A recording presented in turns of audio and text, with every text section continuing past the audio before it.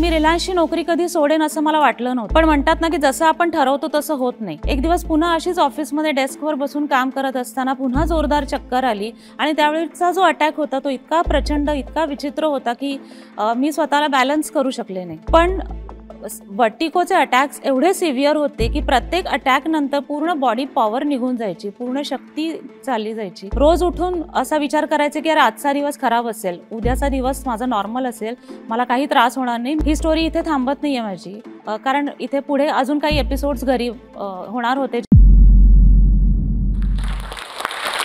नमस्कार, मी प्राध्यापिका, लेखिका, समीक्षिका, कवयित्री आणि निवेदिका प्रज्ञा पंडित. माझे आतापर्यंत 10 पुस्तकं प्रकाशित झाली आहेत. कविता, निबंधपर लेखन, माहितीपर लेखन आणि विविध वृत्तपत्रात सदर लेखन मी सातत्याने करत असते.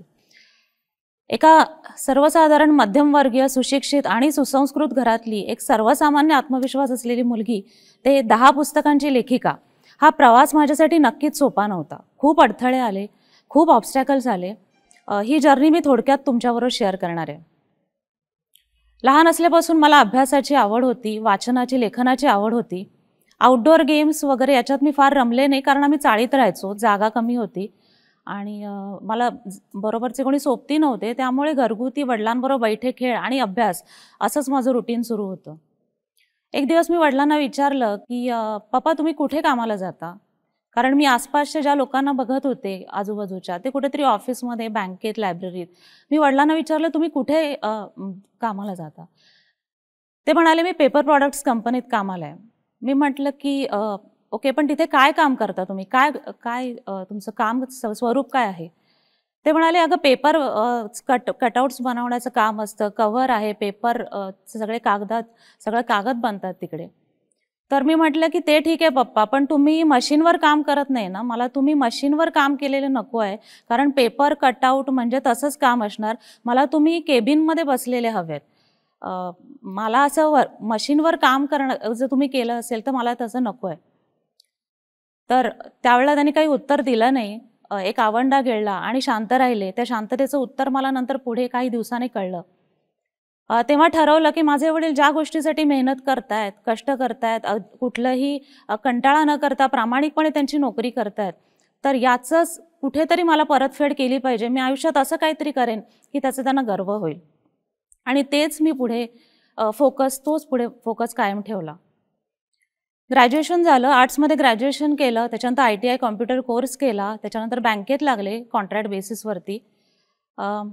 बँकेतली नोकरी आणि त्याच्याचबरोबर मला शिकवण्याची तेव्हापासूनच आवड होती, त्यामुळे कॉलेजच्या विद्यार्थ्यांचे क्लासेस घ्यायचे, इतर क्लासेसमध्येही शिकवायला जायचे. असं भरगतचं रुटीन माझं सुरू होतं. त्याच्यानंतर रिलायन्स इन्फोस्ट्रीममध्ये जॉब लागला. रिलायन्स इन्फोस्ट्रीममध्ये त्यावेळी पूर्ण भारतभरातून रिक्रुटमेंट इथे कोपरखैरणाला झाली होती. तिथे जॉब मिळाला मला. सुरुवातीचा पगार 7,500 रुपये होता. नवीन वातावरण, नवीन कॉर्पोरेट कल्चर, परीघ वाढला. पूर्ण भारतातनं रिक्रुटमेंट झाली होती, त्यामुळे वेगवेगळी माणसं भेटली, वेगवेगळ्या भाषेची, वेगवेगळ्या धर्माची. खूप छान रुळले तिकडे. जसं मी लहान असताना ठरवलेलं की कष्ट करायचं, वडिलांसारखं काम करायचं, तसाच मोटो तिथे कायम ठेवला. आणि मी रिलायन्सची नोकरी कधी सोडेन असं मला वाटलं नव्हतं. म्हणजे तिथे तर शिफ्ट ड्युटीज होत्या. कधी रात्री 1ला यायचे, सकाळी 7ला जायचे. बऱ्याच जणांनी मला म्हटलं की अरे शिफ्ट ड्युटी वगैरे नको करूस, दुसरीकडे साधा 9 to 5 वाला जॉब बघ. पण मी म्हटलं की नाही, इथे मला आवडते, इथे मी छान काम करते आणि मी इथेच कंटिन्यू करणार. सो रिलायन्सची रिलायन्सचा जॉब कधी सोडेन असं मला कधी वाटलं नव्हतं. पण म्हणतात ना की जसं आपण ठरवतो तसं होत नाही. एक दिवस कामाला सकाळी जाताना प्रवास करत होते आणि अचानक काहीतरी झालं. मेंदूत प्रचंड मुंग्या आल्या, पूर्ण शरीर फ्रीज झालं माझं आणि मला काही समजेना की मला काय होतंय. एखाद दुसऱ्या मिनिटात मला लक्षात आलं की मला चक्कर येते आणि मला माझ्या बॉडीवरचा माझा कंट्रोल जात चाललाय. सकाळची वेळ होती, 7च्या ड्युटीला मी जात होते. जवळचा रबाळेचा स्टॉप होता. कंडक्टर दादांना म्हटलं की इथे उतरवा, मला इथे उतरायचंय. उतरूनही मला समजेना की काय करायचं. तरी मी डिसाईड केलं की ओके, आता कामाला जात नाही, मी घरी परत जाते. मी रस्ता क्रॉस केला, परतीच्या बसने घरी गेले. 2 दिवस घरी आराम केला, जवळच्या डॉक्टरांची औषधं घेतली. मला असं वाटलं की ओके ठीक आहे, काहीतरी एक्झर्शनमुळे झालं असेल. परत कामावर रुजू झाले. काही काळ लोटला. दरम्यान माझं लग्न झालं आणि मी तो एपिसोड पूर्ण विसरून गेले होते, चक्करचा एपिसोड. एक दिवस पुन्हा अशीच ऑफिसमध्ये डेस्कवर बसून काम करत असताना पुन्हा जोरदार चक्कर आली आणि त्यावेळेचा जो अटॅक होता तो इतका प्रचंड, इतका विचित्र होता की मी स्वतःला बॅलन्स करू शकले नाही. आमच्या रिलायन्सच इंटरनल एक हॉस्पिटल आहे, तिथे मला ॲडमिट करण्यात आलं. ॲडमिट केलं, सलाईन वगैरे लावलं. मी घरी फोन करून सांगितलं भावाला की तू मला घ्यायला ये, मी घरीही नाही येऊ शकत. तो आला, त्याने मला घरी नेलं. आमच्या ठाण्यातलेच प्रख्यात न्यूरोलॉजिस्ट डॉक्टर व्ही.डी. जोशी सरांची अपॉइंटमेंट घेतली आणि त्यांनी ब्रेन MRI, ब्रेन एन्जिओग्राफी आणि वेगवेगळ्या टेस्ट करायला सांगितल्या. टेस्ट केल्या, सुदैवाने सगळ्या टेस्ट नॉर्मल आल्या. कुठलंही क्रिटिकल इलनेस काही नव्हतं. डॉक्टर म्हणाले, मॅडम तुम्हाला सर्वायकल स्पॉन्डिलिसिस आणि सिव्हिअर व्हर्टिगोमुळे हे अटॅक्स येत आहेत. So don't worry, climate change जेव्हा होईल तेव्हा परत थोडासा त्रास होईल, पण ही ट्रीटमेंट तुम्ही फॉलो करा आणि यू विल बी बेटर. पण व्हर्टिगोचे अटॅक्स एवढे सिव्हिअर होते की प्रत्येक अटॅकनंतर पूर्ण बॉडी पॉवर निघून जायची, पूर्ण शक्ती चालली जायची आणि त्याच्यामुळे ट्रॅव्हलिंग म्हणा किंवा रोजची कामं म्हणा, ऑफिसमध्ये 9 to 5 बसणं हे सगळंच माझ्यासाठी कठीण होऊन बसलं. त्यामुळे मी जसं आधी म्हटलं की रिलायन्सचा जॉब सोडणार नाही, ते कुठेतरी माझे शब्द मला मागे घ्यायला लागले. मी रिलायन्सचा जॉब सोडला. सासरून माहेरून मला खूप सपोर्ट मिळत होता. त्यावेळी मिस्टरांची ट्रान्सफर अहमदाबादला झाली होती. थोडे दिवस अहमदाबाद, थोडे दिवस मुंबई, असं रुटीन सुरू होतं. माझा फोकस जे मी मनात ठरवलेलं ते मला घरी स्वस्थ बसू देत नव्हतं. त्यामुळे मी परत कॉर्पोरेटमध्ये ट्रेनिंग विभागात जॉईन केलं. ट्रेनर म्हणून काम करायला सुरुवात केली. खूप सारी औषधं चालू होती. स्टॅमिना कमी होत होता हे तिथे मला रोज काम करताना जाणवत होतं. रोज उठून असा विचार करायचे की यार आजचा दिवस खराब असेल, उद्याचा दिवस माझा नॉर्मल असेल, मला काही त्रास होणार नाही, मी फिजिकली फिट फाईन आहे. पण हा कॉन्फिडन्स मला 6-8 महिन्यापेक्षा जास्त टिकवू नाही शकले, कारण व्हर्टिगोचे अटॅक्स कंटिन्युअस सुरूच होते. आणि मग मी थकले, मी ब्रेक घेतला परत. ही स्टोरी इथे थांबत नाही आहे माझी, कारण इथे पुढे अजून काही एपिसोड्स घरी होणार होते जे तेव्हा मला माहीत नव्हतं. सासरी मला ज्यांनी खूप छान सपोर्ट दिला, त्या माझ्या सासऱ्यांचं एका अल्पशा आजाराने निधन झालं. माझ्या पूर्ण आजारपणात मी घरी काही वेळ देऊ शकत नाही आहे ह्याच्यासाठी त्यांनी मला खूप सपोर्ट केला होता. त्यामुळे अचानक त्यांचं जाणं माझ्यासाठी खूप त्रासदायक होतं. पण सफर आणि तो काळ जाऊ दिल्याशिवाय माझ्याकडे काही उपाय नव्हता. काही काळ गेला, लग्नालाही बराच काळ लोटला होता. दरम्यानच्या काळात मी प्रेग्नंट राहिले. मला बरं वाटलं. मला असं वाटलं की ओके, आता माझी फिजिकल स्ट्रेंथ परत येईल आणि आता मी एकदम नॉर्मल चांगलं आयुष्य जगेन, कारण मी एका बाळाला जन्म देणार आहे. 3 महिन्यापर्यंत ते सगळे रिपोर्ट नॉर्मल आले. खूप छान रुटीन चाललं होतं. मला जमेल तशी माझी मी काळजी घेत होते. 4था महिना लागला आणि पुन्हा एक वाईट घटना घडली. माझे वडील गेल्यानंतर ज्यांनी आमच्या कुटुंबाला खूप मोठा आधार दिला होता, मला वडिलांचं प्रेम दिलं होतं, त्या माझ्या भाऊजींचं निधन झालं. आणि कमी वयात त्यांचं निधन झाल्यामुळे पूर्ण कुटुंब सैरभैर झालं. सगळ्यांनाच तो मानसिक धक्का बसला होता आणि अर्थातच मलाही त्याचा त्रास झाला.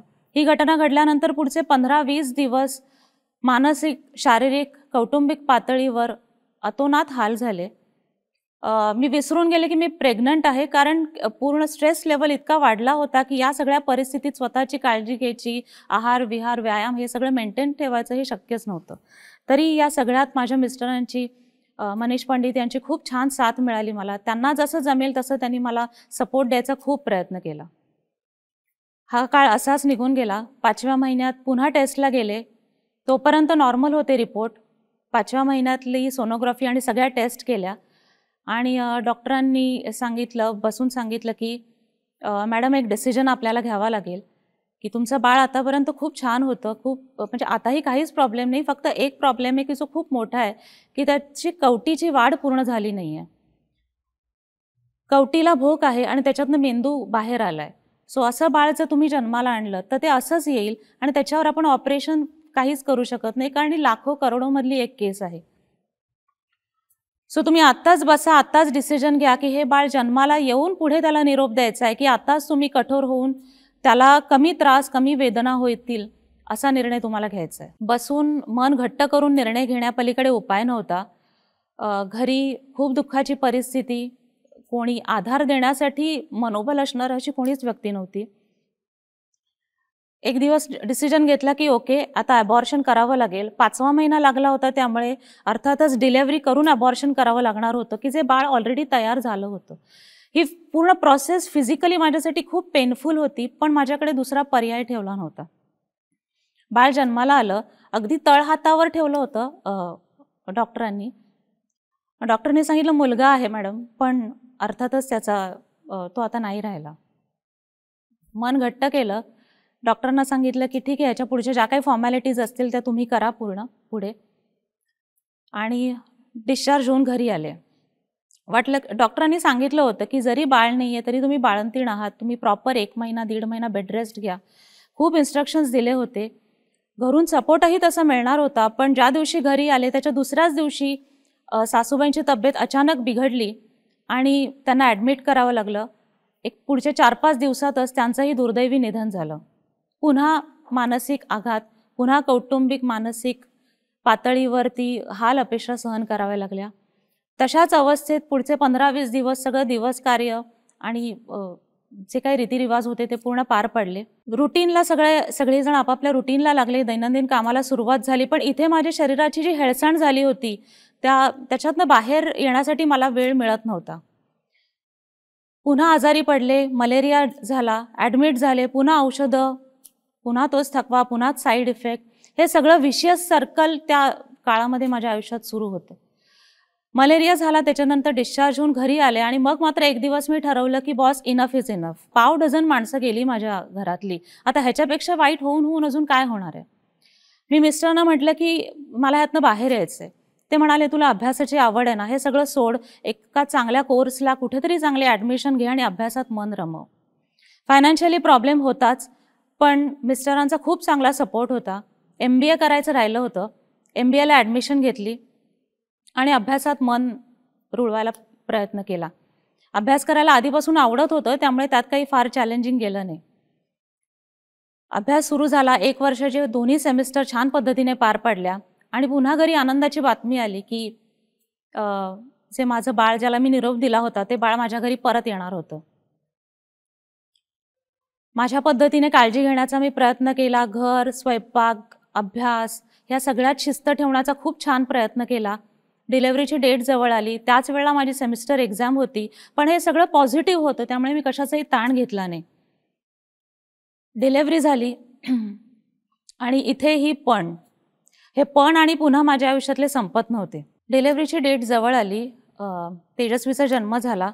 वाटलं की आता सगळं स्ट्रीमलाईन आहे, पण काहीच वेळात लक्षात आलं की तिची उजवी बाजू फार काम करत नाही आहे. पायाखालची जमीन सरकली, डोक्यावरचा आभाळ गेल्यासारखं झालं. पण मन घट्ट करून पुन्हा सामोरे गेले परिस्थितीला. सगळे चेकअप केले तिचे, सगळं तिचं ब्रेन MRI, ब्रेन एन्जिओग्राफी तिची केली. लक्षात आलं की मेंदूत रक्ताच्या गाठी आहेत, त्याच्यामुळे तिची राईट साईड पॅरालाइज्ड आहे. फिजिओथेरपीशिवाय दुसरा उपाय नाही, औषधं याच्यासाठी काहीच उपलब्ध नाहीत. सो डॉक्टरांच्या सल्ल्यानुसार फिजिओथेरपी सुरू केली आणि आता लकीली ती खूप छान चालते. त्याही परिस्थितीतून बाहेर आले आणि मग तिला लहानाचं मोठं करता करता मात्र मी ठरवलं की हे सगळं विसरायचं, ही सगळी निगेटिव्हिटी आधीची बाजूला ठेवून आता मला पुन्हा ट्रॅकवरती यायचं आहे. माझं स्वप्न, माझ्या वडिलांचं स्वप्न मला पूर्ण करायचं आहे. MBA पूर्ण केलं, MAला ॲडमिशन घेतली, इकॉनॉमिक्समधून MA केलं. बाळ होतं हातात, तिला कडेवर घेऊन अभ्यास केला. हे सगळं सुरू असताना लिखाणाची आवड होती. माय व्ह्यूज अँड रिव्ह्यूज नावाचा ब्लॉग सुरू केला. अनेक वृत्तपत्रात ब्लॉगच्या निमित्ताने मला वृत्तपत्र लेखन सदर सुरू करण्याची संधी मिळाली. महाराष्ट्र टाइम्सचे धन्यवाद, कारण महाराष्ट्र टाइम्सने मला सुरुवातीची अनेक सदरं लिहायला दिली.